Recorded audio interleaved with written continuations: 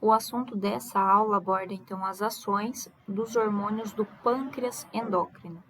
Então, lembrem que o pâncreas é uma glândula mista, tá? Nós temos, então, a ação do pâncreas exócrino, que produz as enzimas para o processo digestivo, foi visto isso no módulo anterior, né, no trato gastrointestinal. E nós temos também o pâncreas endócrino, formado pelas ilhotas de Langerhans, né, as ilhotas pancreáticas. Então, o pâncreas, ele é responsável, né, o pâncreas endócrino é responsável pela produção do hormônio insulina, glucagon, somatostatina e o peptídeo pancreático. Nós vamos abordar especialmente a insulina e o glucagon. A insulina e o glucagon são dois hormônios que atuam no controle da glicemia, na disponibilidade de glicose na corrente sanguínea. Então, vejam que nós temos que manter a glicemia dentro de valores ideais. O excesso de glicose na corrente sanguínea é chamado, então, de hiperglicemia. Isso é ruim porque a glicose ela pode se associar a proteínas de membrana, a outras proteínas e enzimas que nós temos na corrente sanguínea, alterando a estrutura e a funcionalidade, né, dessas proteínas, desses receptores, tá? Então, a hiperglicemia ela é prejudicial em função disso, de uma forma bem sucinta. Quando nós falamos em hipoglicemia, isso significa a redução da glicose disponível para o sistema nervoso, tá? Então, né, em uma situação aqui de hipoglicemia, nós podemos ter sinais neurológicos sutis, fome, sudorese e tontura. Quando a hipoglicemia ela se torna grave, o indivíduo apresenta letargia, convulsão, coma e, em situações extremas, pode apresentar lesões permanentes e até levar à morte, tá? Então, nós temos, né, dentro de uma faixa ideal, a manutenção da glicemia. Excesso de glicose disponível na corrente sanguínea, além de 100 mg por decilitro, uma condição de hiperglicemia, e condições geralmente associadas a menos que 60, menos que 50, condições de hipoglicemia, tá? Qual a importância de manter a glicose dentro de faixas ideais? O sistema nervoso, como eu comentei com vocês na aula anterior sobre o cortisol, esse sistema nervoso ele não consegue armazenar glicose. Então, ele está captando glicose constantemente da corrente sanguínea. Por isso, a gente precisa manter, então, né, essa energia disponível, essa glicose. E o sistema nervoso central, especialmente o encéfalo, ele utiliza como fonte primária a glicose, tá, para a produção de energia. Então, vamos lá. Falando um pouco sobre o pâncreas endócrino, né, formado pelas ilhotas de Langerhans, aqui eu tenho um desenho esquemático de uma ilhota de Langerhans e aqui eu tenho uma secção histológica das ilhotas de Langerhans. Essas ilhotas representam, então, de 1 a 2% do peso do órgão, então, do pâncreas, né? Vejam que é uma representação aqui, um percentual baixo, porém extremamente importante. Há cerca de 1 a 2 milhões de ilhotas pancreáticas por pâncreas, tá? Isso é uma estimativa. Então, nós vamos ver que esses dois hormônios, principalmente o hormônio insulina e o glucagon, estão associados ao controle da glicemia. Então, nós temos aqui, formando as ilhotas pancreáticas, vários tipos de células. As células beta, que estão localizadas especialmente na região central, elas têm como função a produção da insulina. E elas representam cerca de 60% das células que formam a ilhota. As células alfa estão localizadas especialmente na periferia, tá? E secretam o hormônio glucagon. As células alfa representam aproximadamente 25% das células das ilhotas. Além disso, existem as células delta e células F ou PP, que secretam então a somatostatina e o polipeptídico pancreático, respectivamente. Tá? Então, nós temos aqui esses hormônios, né, sendo produzidos, dando especialmente o enfoque aqui à insulina e ao glucagon nessa aula, os efeitos, né, da insulina e do glucagon sobre a glicemia. Então, percebam que a insulina, ela sempre vai estar em maior concentração no nosso plasma toda vez que nós nos alimentamos. Então, durante o período pós-prandial, após uma refeição, o nível de insulina ela sobe no organismo, tá? Então, os próprios nutrientes que nós ingerimos, a glicose, os ácidos graxos, as proteínas, né, os aminoácidos que resultam da degradação de proteínas, estimulam a liberação de insulina. Então, a insulina é um hormônio anabólico secretado no período pós-prandial, após uma alimentação. Então, a insulina vai estar em maior concentração quando nós temos grande quantidade de disponibilidade energética. Eu acabei de comer, então eu tenho uma disponibilidade energética muito grande. Por isso, a insulina é anabólico. Essa insulina, né, esse hormônio, estimula o armazenamento. Então, percebam, a insulina estimula a síntese de proteínas, estimula a síntese de gorduras, estimula a síntese de glicogênio. O que é glicogênio, gente? O armazenamento da glicose no fígado na forma de glicogênio. Então, eu formo um polímero, vou adicionando várias moléculas de glicose, formo uma estrutura, um polímero maior de glicogênio, tá? Além disso, a insulina estimula o consumo da glicose como fonte energética. Então, no período pós-prandial, né, nós consumimos a glicose para a síntese de ATP. Então, vejam que todos os substratos energéticos, glicose, gorduras e proteínas, são armazenados, tá? Então, a insulina é um hormônio anabólico elevado em situações, então, de pós-prandial. Quem estimula a liberação da insulina são os próprios nutrientes, tá? Nós vamos ver daqui a pouco. Já durante o estado catabólico, então durante o jejum, nós precisamos manter a disponibilidade de glicose na corrente sanguínea. Então, quem faz isso é o glucagon. Durante o jejum, a insulina fica reduzida, então nós temos pouca insulina secretada, e nós vamos ter aumento da secreção do glucagon. O glucagon, ele vai aumentar a glicose plasmática, então ele mantém, né, a glicose disponível para o sistema nervoso central, reduz situações de hipoglicemia. Como que o glucagon faz isso? Estimula a glicogenólise. O que significa isso? Estimula lá no fígado a quebra do glicogênio em glicose e essa glicose vai para a corrente sanguínea. Estimula a gliconeogênese, produção de novas moléculas de glicose, e estimula a cetogênese. Então, o consumo de gordura, de ácidos graxos, para a formação dos corpos cetônicos, tá? Então, dessa forma, o glucagon, ele é catabólico, ele vai estar em maior concentração durante o período de jejum. Totalmente contrário à insulina. Então, nós falamos que a insulina e o glucagon, eles são contrarregulatórios um do outro, tá? Tem efeitos opostos. Então, percebam que, né, a glicose, ela é consumida no nosso organismo, ela é adicionada, né, ao nosso organismo, especialmente pela dieta. Então, quando nós nos alimentamos, cerca de 80% dos carboidratos que nós comemos é glicose, tá? Todo o excesso de glicose, gente, que nós consumimos, vai ser armazenado na forma de gordura.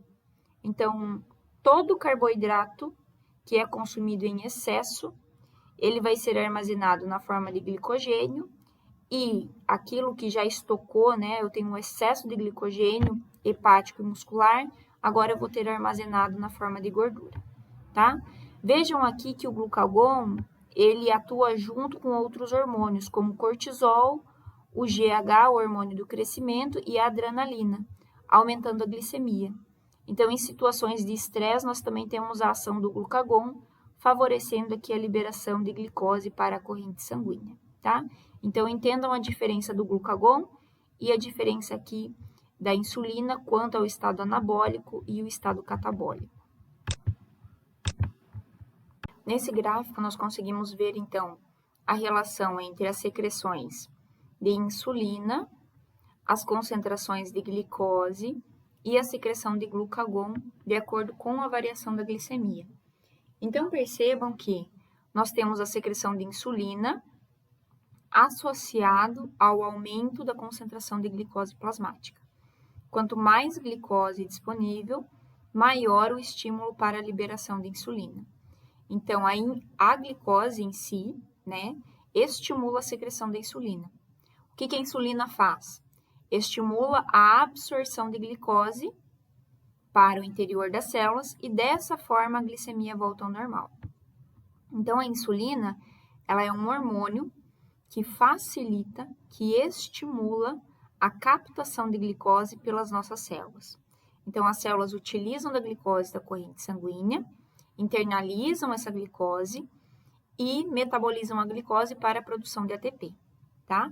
Então, quando o indivíduo, por exemplo, apresenta resistência à ação da insulina, a insulina não consegue promover a captação da glicose, tá? Então, nós vamos trabalhar isso aos poucos. Aqui, o glucagon, o que nós conseguimos ver? Que enquanto a glicose está elevada, o glucagon está sendo secretado em baixa proporção. Quando a pessoa está em uma condição de hipoglicemia, tem a redução da glicose na corrente sanguínea, nós temos então o estímulo para a secreção do glucagon e menor secreção de insulina.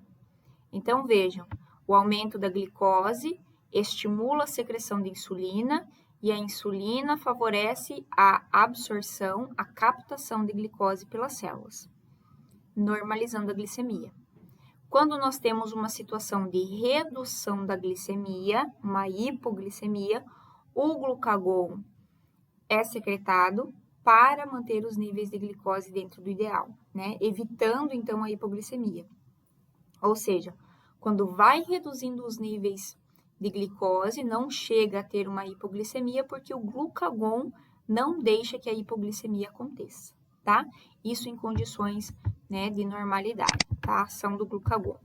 Então, eu começo falando para vocês primeiro sobre a insulina e depois sobre o glucagon, tá? Então, a insulina é um hormônio hipoglicemiante. Por que hipoglicemiante? Porque ela estimula a captação de glicose pelas células, reduz a glicose plasmática, tá? A insulina também tem um efeito importante que é o crescimento e o desenvolvimento do organismo. Então, a insulina, além de estimular a captação de glicose, ela estimula a proliferação celular e diferenciação das células, tá? Então, por isso que nós dizemos que a insulina é um hormônio anabólico de armazenamento e evita a quebra, né, de substratos energéticos, por isso anticatabólico. Estimula a captação celular de glicose, né, internalização dessa glicose para a síntese de ATP, estimula a síntese e o armazenamento de triacilgliceróis e de glicogênio.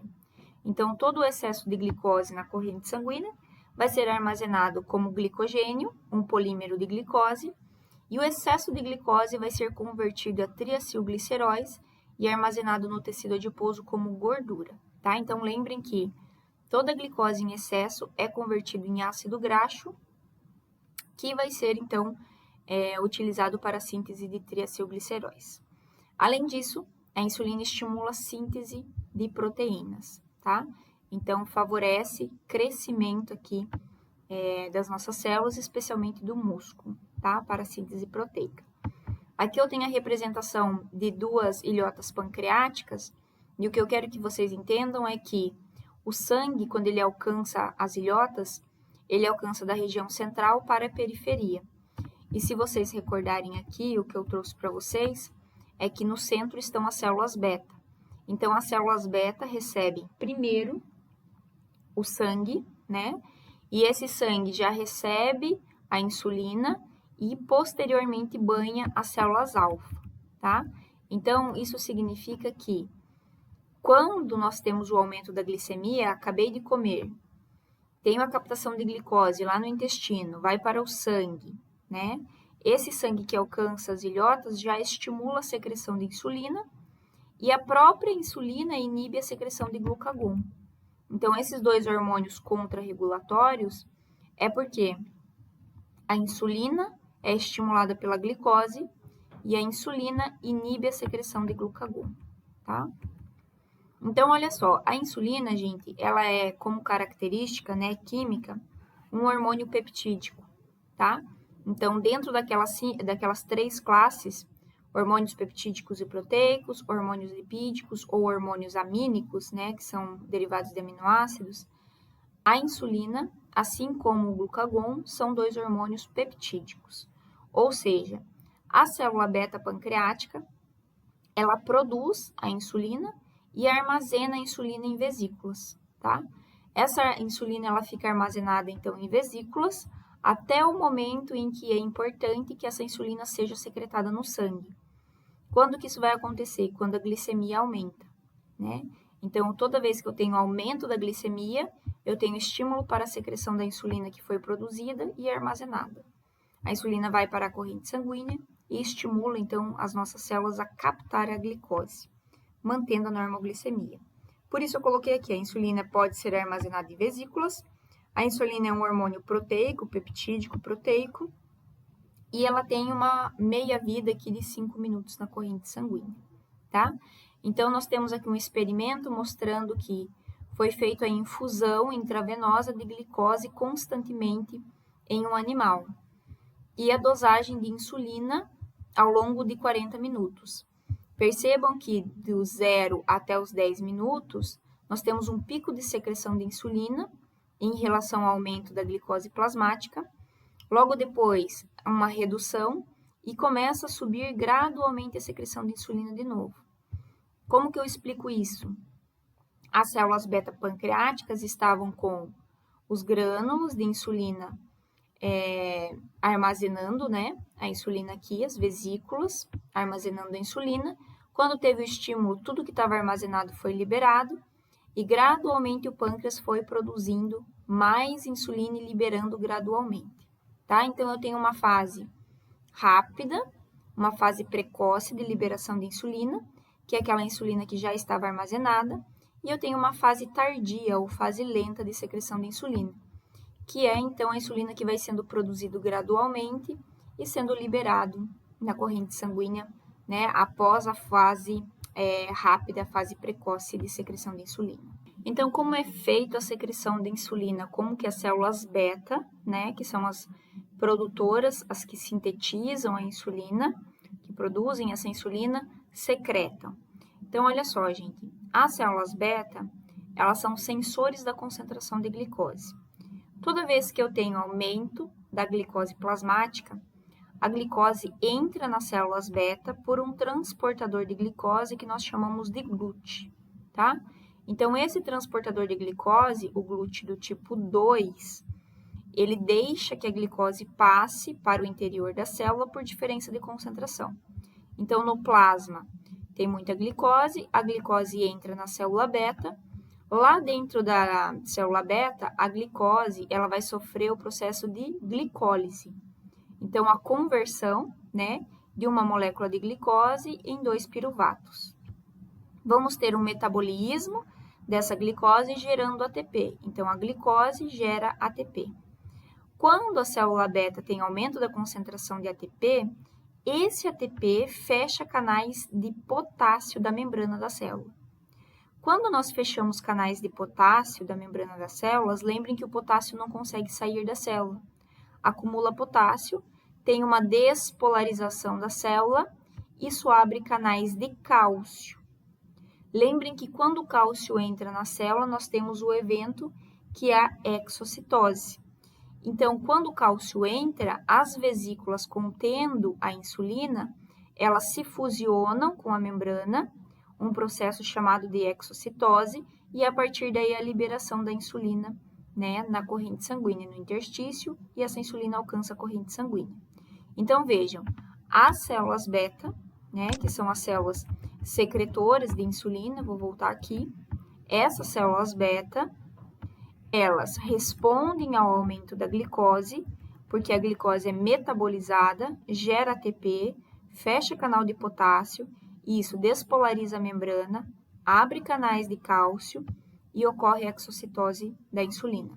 Quanto mais glicose, mais insulina vai ser secretada, tá? E essa insulina, então, que foi secretada, vai estimular as células a captar glicose. Então, olha só, quais são os estímulos aqui para a secreção de insulina. Coloquei o primeiro e o principal estímulo, o principal secretagogo, a glicose. Quanto mais glicose, maior o estímulo para a secreção de insulina. Quais são os outros estímulos? Aminoácidos também são metabolizados, geram ATP, ácidos graxos, hormônios intestinais que nós chamamos de incretinas, o nervo parasimpático, tá? Estimula a secreção de insulina.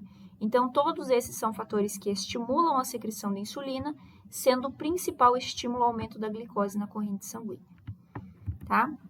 Nós temos também efeitos inibitórios. Quais são os efeitos inibitórios? Principalmente o aumento da atividade do simpático, luta ou fuga, e o aumento da secreção de somatostatina, especialmente durante o jejum, tá? Então, esses são dois dos principais efeitos inibitórios na secreção de insulina. Gente, qual a importância da insulina no nosso organismo? Manter os níveis de glicose dentro do ideal, tá? Então, o efeito hipoglicemiante da insulina. Como assim o efeito hipoglicemiante? Acabei de comer, tenho a absorção de glicose, né, no intestino, aumenta a glicemia. Essa glicose plasmática, ela vai provocar, então, a secreção de insulina pelas células beta. O que a insulina vai fazer no fígado?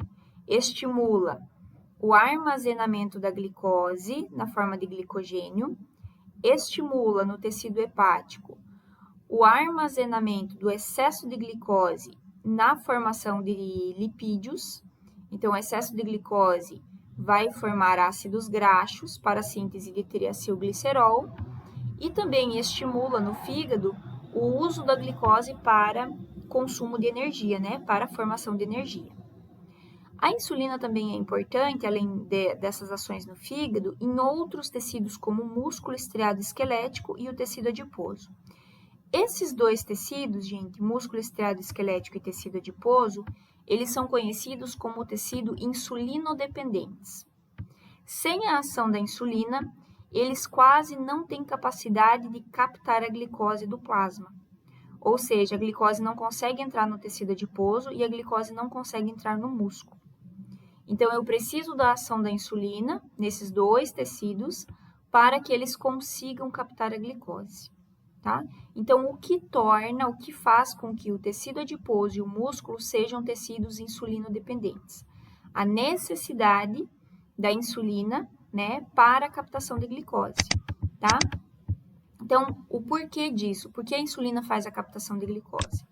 Nesses tecidos insulinodependentes, como eu coloquei aqui, músculo estriado esquelético e tecido adiposo, o GLUT4, que é a proteína que permite a entrada de glicose, né, nas células do músculo e do tecido adiposo, está armazenado em vesículas.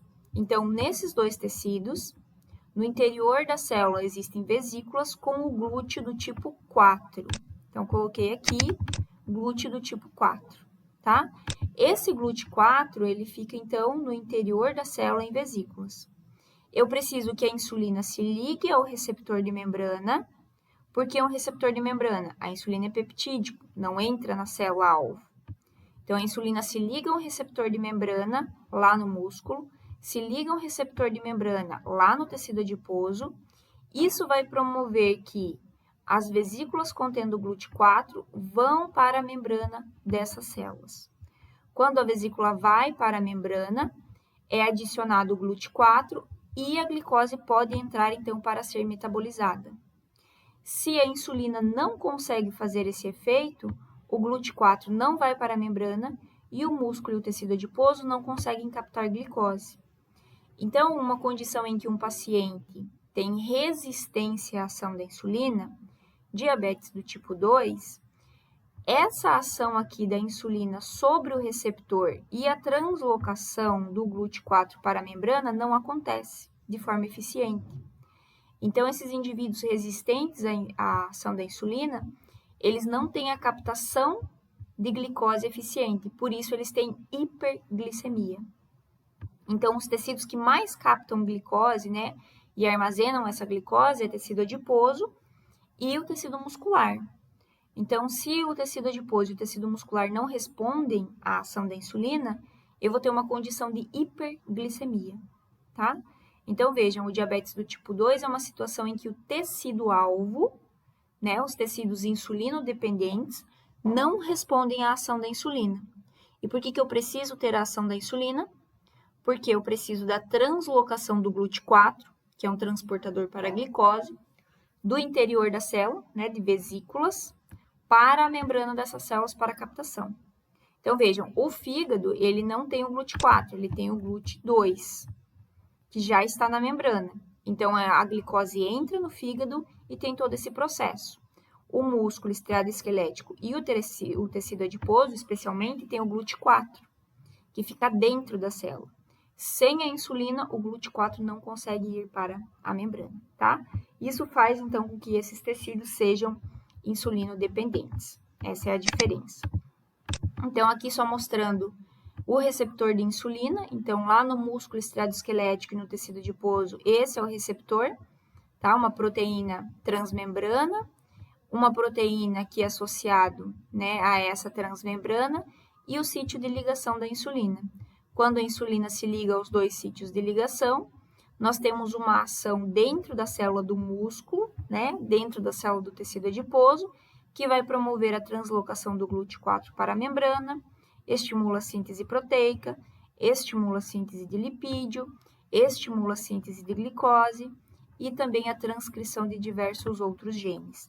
Então, a insulina lá no músculo, ela estimula tanto a captação de glicose como a produção de mais proteínas, então o crescimento muscular, tá? No tecido adiposo, a insulina estimula a captação de glicose, armazenamento de gordura e também estimula a proliferação do tecido adiposo, tá? Então, a insulina é um hormônio anabólico, favorece o armazenamento. Se a pessoa tem resistência à ação da insulina, ela desenvolve hiperglicemia, porque não tem a translocação do GLUT4, que está em vesículas, para as membranas do tecido adiposo branco e do músculo estriado esquelético. Então, aqui nós temos as ações metabólicas da insulina. Vejam, coloquei aqui tecidos insulinodependentes, músculo estriado esquelético, tecido adiposo, porque nós temos a translocação do GLUT4, né, para a membrana, e também a ativação de enzimas para síntese proteica, crescimento celular, tá? Tecidos não dependentes de insulina, por exemplo, o fígado, tá? Embora o fígado não tenha GLUT4, tem o GLUT2 que está na membrana já, então não precisa ser translocado, a insulina vai estimular as enzimas para os processos, então, por exemplo, de lipogênese, síntese de tecido adiposo, estimula as enzimas para a glicogênese, né, a formação, então, de polímeros de glicose, tá, formando o glicogênio, inibe no fígado a glicogenólise, que é a quebra do glicogênio, e inibe a cetogênese, tá? Então, vejam que a insulina estimula armazenamento e estimula a síntese de lipídios pelo fígado. No músculo estriado esquelético, a insulina inibe degradação de proteínas, tá? E inibe a degradação de glicogênio. Então, mantém o glicogênio muscular. O que ela estimula? Glicogênese, maior deposição, maior armazenamento de glicose e síntese proteica, crescimento do músculo. No tecido adiposo, a insulina inibe lipólise e estimula lipogênese, ou seja, inibe, né, a quebra dos lipídios e estimula o armazenamento dos lipídios, tá? No hipotálamo, nós temos a insulina agindo em uma região específica, que é o núcleo arqueado do encéfalo, favorecendo saciedade. Então, a insulina também faz uma sinalização no sistema nervoso central de que entrou, né, que nós temos comida, substrato energético sendo disponibilizado pela corrente sanguínea, tá? Esse substrato energético vai ser, então, utilizado como fonte de energia. Por isso, da saciedade. Então, vejam que uma pessoa que tem falha na ação da insulina, né, resistência à ação da insulina, ou que não produz insulina direito, esse indivíduo vai ter dislipidemias. O que é isso? A alteração no perfil lipídico do plasma. Vai ter colesterol elevado, triacilgliceróis elevados, ácidos graxos elevados na corrente sanguínea. Por quê? Porque a insulina deixa de estimular lipogênese. Sem a insulina, a lipólise começa a acontecer. O tecido adiposo começa a liberar gordura para a corrente sanguínea de forma descontrolada, tá? Então, as dislipidemias. Hiperglicemia, aumento da glicose plasmática. Isso por quê? Porque a insulina, quando ela não faz efeito, ela não consegue estimular o GLUT4, né, a translocação do GLUT4 para a membrana, e não tem o músculo estriado esquelético e o tecido adiposo conseguindo captar essa glicose. Por isso, o indivíduo tem hiperglicemia, característica do diabetes, né? Então, indivíduos com o diabetes não têm controle da glicemia, né? Então, desenvolvem hiperglicemias. Quando se faz uso da insulina como tratamento, a insulina, então, passa a agir nos tecidos em maior proporção, né? Então, altas doses de insulina, além do que o teu organismo produz, induz, pelo menos um pouquinho, o tecido a responder essa insulina, e nós temos, então, a melhora na captação da glicose. Por isso que o diabético precisa, então, fazer o controle tanto da alimentação, quanto fazer a dosagem, né, da insulina certinho, as aplicações de insulina certinho de acordo com o consumo de carboidratos, tá? Para tentar manter, então, a glicemia dentro do ideal. Aqui eu deixei, então, uma figura bem didática e os efeitos da insulina no fígado, tá? Então, eu peço que vocês parem o vídeo, deem uma lida.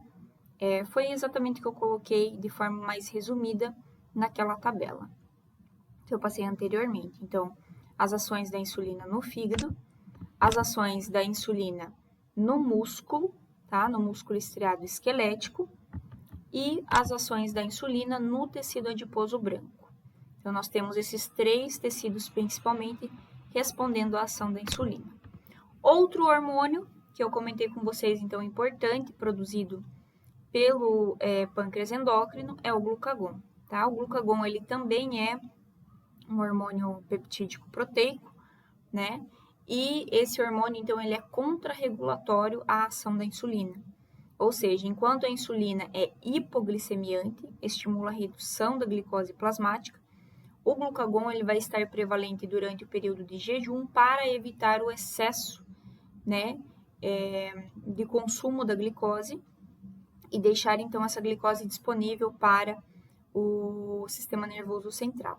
Tá? Então, o glucagon, ele promove o processo de gliconeogênese, né? A formação de novas moléculas de glicose a partir de outros substratos energéticos que não sejam carboidratos, como, por exemplo, aminoácidos, né? Glicerol, tá?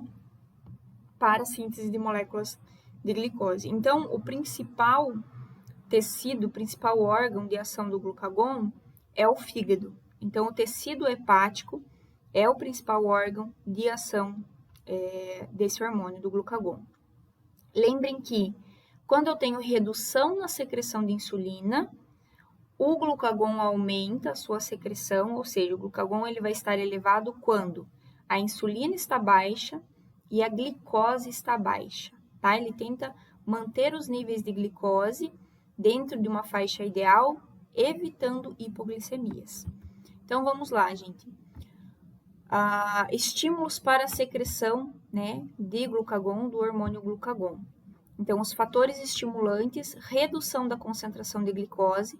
Toda vez que eu tenho redução da concentração de glicose, eu vou ter especialmente a secreção de glucagon, tá? Então, vejam que é contrário à secreção de insulina, né? Toda vez que eu tenho aumento de secreção de insulina, eu também tenho um aumento de glicose circulante. Então, o aumento dessa glicose leva ao aumento da secreção de insulina. Aqui, para o glucagon, quando o indivíduo começa a ter níveis de glicose plasmática reduzido, o glucagon começa a ser secretado em maior proporção. E aqui os fatores inibidores para a secreção de insulina, E aqui os fatores inibidores para a secreção de glucagon, o principal deles é a insulina. Então, como eu disse para vocês, né? As células alfa, que são as células secretoras do glucagon, vou voltar lá na imagem, tá? Então, as células alfa estão localizadas na periferia das ilhotas pancreáticas e são inibidas, então, pela secreção da própria insulina. Então, as células alfa estão aqui perifericamente. Quando a insulina é secretada, elas inibem a secreção do glucagon. Quando eu tenho menor secreção de insulina, o glucagon tem menor inibição, né? Então, é secretado em maior proporção durante o jejum, quando a insulina está reduzida, tá? Então, aqui um efeito inibitório principal é a insulina. Quando a insulina estimula as células alfa, né? Na realidade, ela está reduzindo a atividade de secreção de glucagon. Então, aqui eu coloquei as ações fisiológicas do glucagon, tendo o principal tecido alvo da ação desse hormônio é o fígado, o tecido hepático. Lá no fígado, o glucagon aumenta a glicogenólise, a quebra do glicogênio, liberando glicose na corrente sanguínea, e estimula a gliconeogênese, formação de novas moléculas de glicose. Então, vejam, são duas condições que aumentam a glicemia, que aumentam a liberação de glicose na corrente sanguínea. Outros tecidos, tecido adiposo e o músculo, né? Nós temos o glucagon estimulando lipólise, mas aqui, gente, as ações no tecido adiposo e no músculo são principalmente devido à redução da insulina. Então, a própria redução da insulina circulante já provoca lipólise e a própria redução da insulina circulante também estimula aqui, favorece a glicogenólise muscular e a proteólise, tá? Então, a ação aqui nesses dois tecidos não é tanto associado ao aumento do glucagon, mas sim associado especialmente à redução da insulina. Lembrem, então, o principal tecido, né, que tem a ação aqui do glucagon é o tecido hepático. Aqui eu tenho uma resposta, então, a uma condição de hipoglicemia. Vejam, a glicose plasmática ela reduziu. Isso faz com que o pâncreas endócrino, as células alfa, secretem mais glucagon. O glucagon vai agir no tecido hepático, estimulando glicogenólise, gliconeogênese e o processo de cetogênese, tá? Com a redução da secreção de insulina, menos insulina circulante, o tecido adiposo, o músculo, eles não têm, então, armazenamento. Eles acabam liberando ácidos graxos, liberando aminoácidos, piruvato, lactato, que serão utilizados aqui o piruvato, né, os aminoácidos e o piruvato para a síntese de novas moléculas de glicose, enquanto os ácidos graxos serão utilizados para a síntese dos corpos cetônicos, que são metabólitos utilizados pelo cérebro em situações de emergência para a produção de ATP, tá? Então, vejam que em uma situação de jejum, em que eu preciso manter os níveis de glicose dentro do ideal, evitar hipoglicemias, o glucagon atua principalmente no fígado, favorecendo especialmente gliconeogênese e glicogenólise, tá? Os dois processos aumentam aqui a concentração de glicose plasmática. Gente, vocês precisam entender o conceito, né? O que significa glicogenólise e o que significa gliconeogênese, tá? Então, e a ação desses hormônios sobre esses dois efeitos, tudo bem?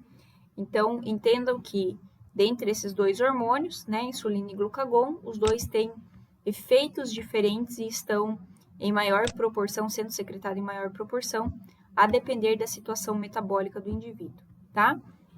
Vejam aqui, então, que enquanto a insulina é um hormônio único, né, para o processo de hipoglicemia, um hormônio hipoglicemiante, existem vários hormônios que são hiperglicemiantes, aumentam a glicemia plasmática. O glucagon, a adrenalina, o cortisol, né, todos esses hormônios em situações de estresse, em situações de jejum, são secretados para manter a glicemia, para manter os níveis de glicose, né, elevados, evitando hipoglicemias, porque o sistema nervoso central precisa dessa glicose para o processo, então, de metabolismo, né, de produção de ATP, tá? Falando um pouquinho da patologia, de resistência à insulina, diabetes tipo 1, diabetes tipo 2, qual a diferença do diabetes tipo 1 e diabetes do tipo 2? O indivíduo que tem diabetes do tipo 1, o pâncreas dele, ele entra em falência. Então, todas as células beta morrem. Isso é uma doença autoimune. Então, o organismo entende que a célula beta não é do próprio organismo e combate as células beta. Então, todas as células beta, elas morrem e a partir daí, nós temos, então, né, entram em apoptose e a partir daí a pessoa se torna dependente de insulina. Então, o diabético do tipo 1, ele precisa fazer uso de insulina porque o organismo dele não produz.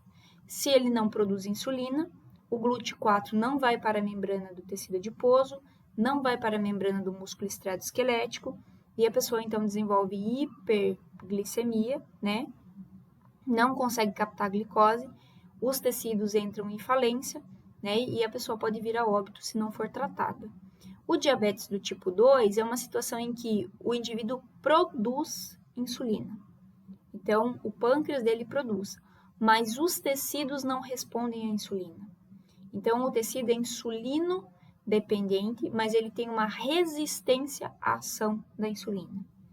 Então, a resistência à ação da insulina leva ao diabetes do tipo 2. Então, o indivíduo produz insulina, mas o tecido não responde.